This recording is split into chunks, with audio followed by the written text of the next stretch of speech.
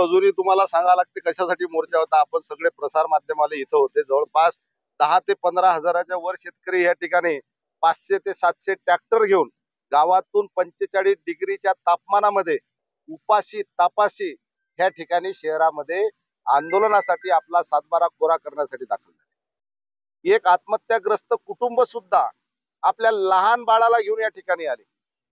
आम्ही त्या कुटुंबाला विचारलं, आपण कसे काय एवढ्या उन्हामध्ये आल्या.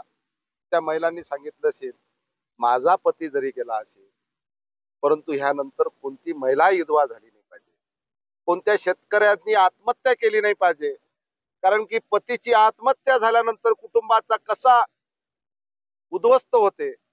माझ्या मुलाची परिस्थिती काय, माझी परिस्थिती काय, मी मुलाला जेवू घालू का त्याचं शाळेचं शिक्षण करू. म्हणून विदर्भातल्या ह्या महाराष्ट्रातल्या कोणत्या शेतकऱ्यांना आत्महत्या केली नाही पाहिजे. म्हणून या कर्जमाफीसाठी मी ह्या ठिकाणी आले. त्या महिलांनी त्याच्या भावना व्यक्त केल्या.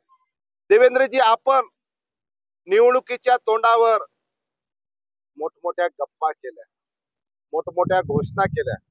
शेतकऱ्याचा सातबारा आम्ही कोरा कोरा कोरा करू. एखादा फिल्मी हिरो जसा भाषणामध्ये सांगतो तशा पद्धतीने आपण फिल्मी हिरो सारखं भाषण देत होते. शेतकऱ्याचा सातबारा कोरा कोरा कोरा. आज कुठे गेलं तुमचं ते भाषण. म्हणून देवेंद्रजी, आपण लवकरात लवकर शेतकऱ्याचा दिलेला शब्द पाळावा. शेतकऱ्याचा संपूर्ण सातबारा कोरा करावा. नाही तर येणाऱ्या हिवाळी अधिवेशनामध्ये या पश्चिम विदर्भातले सर्व लाखो शेतकरी घेऊन ट्रॅक्टर मोर्चा आम्ही नागपूरला काढू आणि विधान भवनाला घेरावं.